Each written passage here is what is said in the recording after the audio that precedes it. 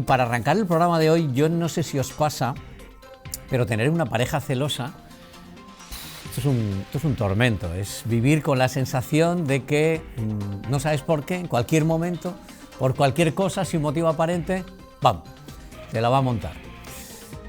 Si es tu caso, pues es probable que estés en una relación tóxica. Pero esto no vale que lo diga yo, y por eso hemos invitado a una profesional que nos va a poner el marco y nos lo va a contar. Una relación en la que además el rollo es que terminas culpándote tú, cargándote tú de ansiedades, de malos rollos, de miedos, en fin, que para llevarlo bien con una pareja celosa, es difícil llevarlo bien con una pareja celosa, pero hay otro concepto que hablaremos ahora, que es la celotipia. Es decir, cuando, digamos, unos celos, unos celitos, pues bueno, vale, pero cuando ya es un comportamiento muy concreto, pues ahora os contaremos.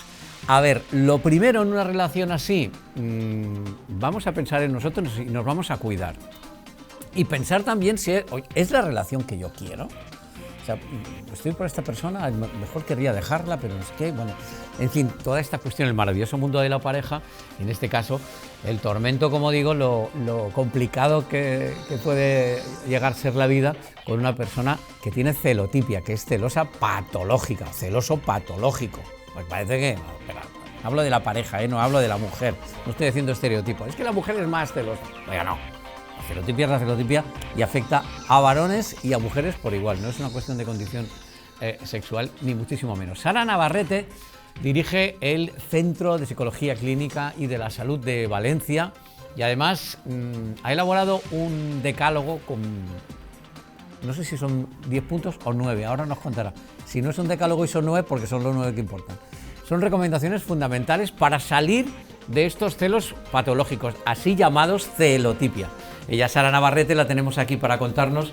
¿Qué tal, Sara? ¿Cómo estás? Hola, ¿qué tal, Chimo? ¿Cómo estás? Este es, digamos, el nombre, digamos, más científico, ¿no? Que utilizáis los profesionales. Celotipia. Celotipia, así es. Claro, y de unos celos así, digamos, claro, primero que yo pienso que normalizamos demasiado la actitud celosa y hay que ponerse en guardia con esta cuestión.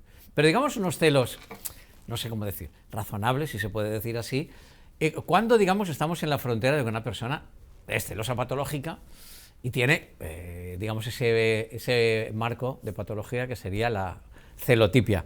¿Cuándo estamos delante de una persona celosa problemática, digamos?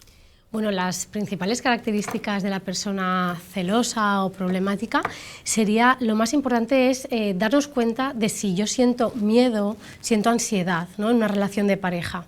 Porque cuando yo estoy sintiendo ese miedo y esa ansiedad, y es a lo largo del tiempo, de los días, de los años, de lo que dure la relación, eso es un indicador muy importante, ¿vale? Déjame que matice alguna cosita. Claro, miedo y ansiedad, claro, son emociones, digamos, de las no adaptativas, o sea, por así decirlo, pues no hay, ya sabes que no hay ni buenas ni malas, que todas nos sirven para alguna cosa. Pero claro, la ansiedad yo creo es muy... Los miedos también, ¿no? Pero los miedos pueden estar más en la cabeza, en el sentido de decir, si dejo la relación, ¿qué tal? Yo querría dejarla, pero... o dejarle a él, dejar la relación, pero no tal. Pero la ansiedad, digamos, o puede generarse cuando te enfrentas a la situación. Es decir, cuando tú ya ves que esa persona celosa está empezando como ese círculo vicioso del que ahora también hablaremos, y sabes que vas a tener que enfrentarte, ¿vale? Que vas a tener que poner esos límites, o que vas a tener que razonar con una persona que está de manera infundada y de manera irracional, acusándote de cosas que no son, o acusando a la otra persona de cosas que no son reales. Y esa ansiedad, yo pienso que es muy reconocible también, porque ya está el burro en la herba que diríamos Yayo, ¿no? Ya tenim atrapat el lío. Sentir esa ansiedad, digamos, ya sería, digamos, un síntoma de que la otra persona es patológica. A ver, hay muchos síntomas que ahora te diré, pero uno que es muy importante es la ansiedad, porque la ansiedad al final es una emoción y las emociones nos dan señales, no son ni malas ni buenas. Entonces, como tú bien has explicado, que lo has explicado estupendamente, si estamos con esto de ya estem una altra volta, ya avorem, ¿no? Esto ya nos indica que la otra persona quizás está ejerciendo un control excesivo, ¿no?, sobre nuestra conducta, y en nosotros genera ansiedad porque se genera una situación que que yo me planteo, ¿cómo gestiono yo ahora esto? Si sé que el otro ya tiene su película, ¿no?, que decimos en la cabeza, y ese control y ese diálogo interno que tiene, yo no puedo salvarlo, ¿no?, o salvarla, no sé qué hacer. Entonces es cuando se produce la ansiedad, y esto es un signo muy importante de que estamos en una relación tóxica, ¿no?, cuanto menos, porque sí que es cierto que es fundamental darnos cuenta de estas señales, de estas emociones, ¿no? Vale. La persona que tiene celotipia, digamos que no lo puede evitar, Sara. Quiero decir, esto es algo como irracional, porque claro, entiendo que también su reacción viene también del miedo. No sé si del miedo a perder a otra persona o del miedo a no saber qué hace. Este afán por controlar, no sé si decir por manipular también a la otra persona, ¿es inevitable?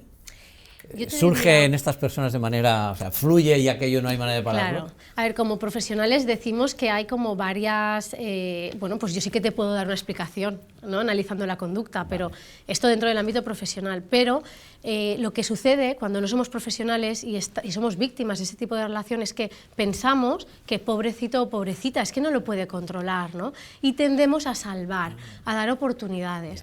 Entonces, por eso es tan complicado, que no imposible, salir de estas relaciones si no hacemos un trabajo previo, un trabajo de conciencia de dónde estoy, de entender lo que es el ciclo de la persona que sufre de celotipia, y entender también que esta persona solo va a cambiar si el celoso o la celosa lo desea, no porque yo quiera que cambie, ¿no? Y esto es muy importante. Vale. Has dicho una cosa que me parece que me he quedado con la copla también, es decir, salir de la relación. Quiero decir, ¿hay solución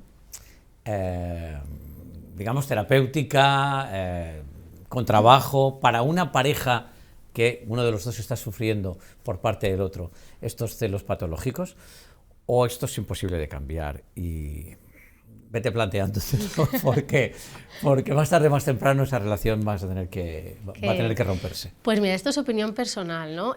Por una parte, la persona celosa, por supuesto que sí que puede cambiar, ¿vale? Eso es así, pero las personas solo cambian por dos razones: o por un impacto externo, algo que me pasa muy fuerte que hace que yo me tenga que adaptar y cambie, o por un deseo profundo de cambio. Entonces, sí que puede cambiar, pero ahora salimos de si tú me has dicho, bueno, la persona cambia y luego la relación. Bueno, la relación, esto es ya un tema personal y por experiencia clínica que lo voy viendo. Si tú has iniciado una relación de pareja donde ya llevamos un ciclo importante de celos, es decir, una relación tóxica, es muy difícil transformar la relación, que no imposible, ¿sí?, pero muy complicado, porque esa relación está fundamentada o sostenida por mis carencias y tus carencias. Entonces, en el momento en el que uno cambie, se desarrolle personalmente, lo natural es que yo no quiera sostener una relación en la que el otro lo que potencia son mis carencias y yo potencio las carencias del otro. Explícame un poco más esto de las carencias. Es decir, la celotipia, la reacción celosa, sin motivo aparente. Vamos a ver, si hay motivos para que, o ha habido un problema de infidelidad, de lo que sea, de mentiras, de tal, sí, y la otra persona está en guardia, oye, pues también hazlo mirar. Pero sin motivo aparente, ¿por qué se desarrolla? ¿Cuál es ese mecanismo por el cual se desarrolla, digamos, los celos? Ese afán de control, ese echarle la bronca al otro, etcétera. ¿Cuáles serían esas carencias, así de manera resumida? O digamos, entramos en un mundo insondable, claro, porque son muchas, claro, o pueden ser de muchos tipos. Pero hay carencias, esto es evidente. Pero sí, carencias de cariño, digamos, hacia la otra persona, de atención, de que la relación no es suficiente para esa persona. ¿O qué tipo de carencias hablamos? Hay carencias de vínculo, ¿no? Pero lo más importante que vemos es que hay carencias en cuanto a la autoestima.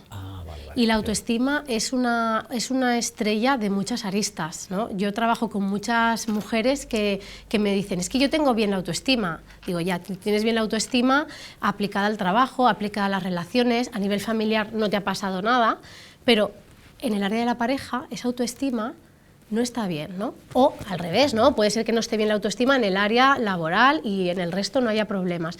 Y normalmente entendemos la autoestima que o se tiene o no se tiene, y si la tengo ya es para siempre, y si no la tengo ya es para siempre. Y no, la autoestima es un organismo vivo que va cambiando. Y dentro de una relación, si yo estoy en una relación o me estoy viendo con una persona bueno, que es celosa, que es celoso, es información que yo puedo utilizar para mejorar y ya no me tengo que plantear cómo es el otro o cómo hacer que el otro cambie, sino, oye, ¿qué pasa en mí que estoy sosteniendo esta relación? Que por mucho que quiera el otro, me daña, ¿no? ¿Ocurre por tu experiencia también con las terapias en consulta que una persona que sale de una relación con una relación más o menos tóxica o con celos patológicos y demás, caray, casualmente la siguiente pareja también tiene, o sea, puede ocurrir que repitamos determinado patrón de la persona que buscamos o la persona, es que las personas llegan a tu vida, bueno, llegan a tu vida o les abres tú la puerta o cómo es. Claro. Pero de alguna manera puede haber algo en nosotros también que, no digo que llame a una persona celosa, ¿vale? Pero que busquemos una persona de unas características determinadas que termina siendo, o que es una persona celosa patológica. Rotundamente sí, ¿no? Porque lo que tienen en común estas personas eres tú. Entonces no es que todo el mundo sea celoso o todo el mundo sea no sé cómo. Lo que sucede es que tú permites entrar a estos perfiles, ¿no? Y inconscientemente, porque esto es un proceso que a lo mejor no soy consciente, pero claro, ¿por qué yo entro o me vinculo con este perfil? Evidentemente se van a presentar en mi vida, pero a lo mejor yo puedo conocer a esta persona 2, 3 citas, 4 y decir, esto no va conmigo. Entonces ya no me vinculo, ya no me implico, ¿no? Y cuando yo sano eso que tengo que sanar, deja de repetirse el patrón, pero no por nada, no porque el universo no me lo presente, sino es porque yo no le permito entrar a mi vida. Sabes perfectamente, Sara, que las personas que pueden tener determinadas, bueno, disfunciones o algo así, en un primer momento de la relación te pueden llevar al paraíso. Has conocido el amor de tu vida, o sea, es la pera limonera aquello, estás en la noria, pero claro, la noria sube y luego baja. Y puede ocurrir también que un flash, un enamoramiento, o sea, una cosa como muy abrupta, pero llegado el momento de la convivencia, llegado el momento de que la relación se estabiliza.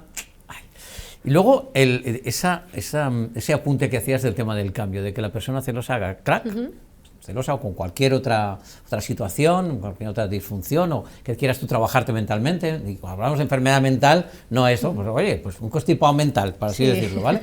Una cosa pequeña, no hablamos de una cosa grave. Puede ocurrir que cuando se produce un pre-crack, digamos, y la pareja parece que se va a romper o se rompe porque la persona que no es celosa dice, mira, ya, hasta aquí hemos terminado.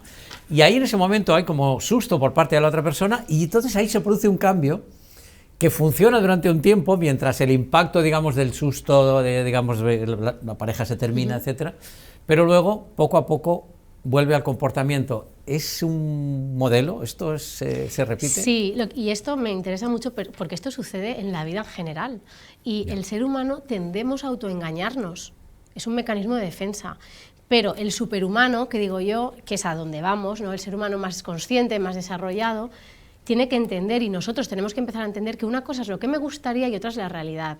Y en nuestro foro interno, muchas veces, cuando esto pasa, ¿no? En el contexto de la relación, pero en muchos otros, ¿no? A nivel laboral, ¿no? Que nos dan una golosina a nivel laboral, pero sabemos que es a corto plazo. Pues en la pareja es lo mismo. Ha habido un susto, hay un cambio, pero en el fondo, es que no hace falta que nadie me lo diga. En el fondo de mi ser, yo sé que esto es a corto plazo. Sé que va a volver, ¿no? Y entonces, claro, es difícil, que no imposible, asumir cuando el otro nos está diciendo, oye, que voy a cambiar, oye, que no, oye, que tal, nos promete lo que yo deseo, decir, mira, no, es que sé que no. Y confiar en mi foro interno, en lo que yo sé que no quiero. Y solo cuando yo hago esto, consigo lo que sí quiero. Y vemos, o yo estoy cansada de ver, a muchas personas en relaciones tóxicas, en relaciones dañinas, que dicen esto de más vale malo conocido que bueno por conocer. Y la realidad es que si yo no me atrevo, si yo no salgo de aquí, no va a venir lo que sí que quiero, ¿no? Y ese es el mecanismo que hay que hacer. No es fácil, ¿no? Por eso yo siempre digo, es importante pedir ayuda, saber que voy a fracasar en el camino, eso hay que asumirlo. ¿Y es que le sigo queriendo o es que la sigo queriendo? Es que pero eso también, da igual, Simo, es que nos pensamos que es que como... Da igual, pero la igual. emoción, el sentimiento, ese pero vínculo... da igual, porque querer no es suficiente. Y Hollywood nos vende que como quiero, es que como me hace sentir, no. Tenemos que poner la cabeza. Querer no es suficiente. Yo quiero a muchas personas y he querido a muchas personas. Un proyecto de vida es otra cosa, ¿no? Pero claro, hay que ver qué valores tengo yo y lo más importante, no fijarnos tanto en cómo es el otro, sino, oye, ¿cómo soy yo cuando estoy con el otro? ¿Me hace sentir ansiedad? ¿Me hace sentir pequeño o pequeña? ¿Me hace sentir inseguro? Entonces, da igual que lo quiera, me tengo que querer más yo, ¿no? Y esto es súper importante. Claro, y cuando uno se trabaja o una se trabaja, llegan los límites, se ponen esos límites, cuesta poner esos límites, pero ocurre que también haces la reflexión diciendo, bueno, si estoy poniendo tantos límites, en realidad es que la pareja no me está acompañando en determinadas cosas o qué tal, y al final aquello termina por diluirse. Oye, me hablabas antes también de un determinado círculo vicioso. ¿Qué ocurre con la persona celosa? ¿Cuál es el círculo vicioso, digamos, en el que se incurre en la pareja? Pues mira, lo que vemos es que la persona celosa siente miedo. ¿Miedo por qué? Pues porque me quiten a la pareja. Entonces, ¿esto qué me genera? Ansiedad. ¿Y la ansiedad qué hace? Que yo haga cosas como, por ejemplo, control. Ya. Y eso que genera una discusión. Y luego, ¿qué siento? Culpa. Entonces, es una tríada emocional, ¿no? de ansiedad, de miedo, ansiedad y culpa. Miedo, ansiedad y culpa, ¿no? Que es como que se repite. Eso es lo que vemos, ¿no? De forma característica. Bueno, pues vamos allá con el decálogo de 9 puntos o 10. Pienso que hemos dado ya algunas claves, ¿no? Sí. Igual algunas ya las hemos dicho, pero bueno, dale a esas 10 cosas que hay que tener muy presentes si queremos salir de una relación tóxica porque estamos con una persona celosa patológica. A ver, el primer punto, ¿cuál sería? Mira, para mí lo más importante, y creo que hay que subrayarlo, es la parte de si es un estado o un rasgo. Explico, ¿vale? Que estos son palabras. Un estado es que tú, cualquier persona en una relación sana, de forma puntual puede sentir celos y no pasa nada, eso es un estado, ¿no? Vale. Y luego un rasgo es que dentro de mi personalidad, por mis carencias, yo siempre siento celos y mi problema en la relación viene por ahí. Si es rasgo, chungo, identifiquemos si es rasgo o es estado. Vale, muy bien. Segunda cosa. Sí. Luego, es muy importante entender que no existen los celos buenos, ¿no? Porque en Hollywood también nos dicen esto de que si es celoso o celosa es que le importo. No. Ya, desterremos ese topicazo, por supuesto. Venga, número 3. Número 3, se puede controlar. Vale. Si pedimos ayuda, es muy importante que entendamos que tiene solución, ¿no? Como hemos dicho. Fundamental pedir ayuda, y no solamente, digamos, al entorno familiar, que está muy bien, estamos hablando de ayuda profesional, ¿vale? De cuidarnos de manera terapéutica. Luego, importantísimo plantearnos si es la persona adecuada, porque a lo mejor yo no soy celosa, no soy celoso, pero es que con esta persona soy celoso y celosa, y es que a lo mejor el otro no nos da seguridad, no nos prioriza, está conmigo y 10 más, entonces, claro, aquí no es que tú estés loco loca, ¿vale? Hay que tener ese sentido común.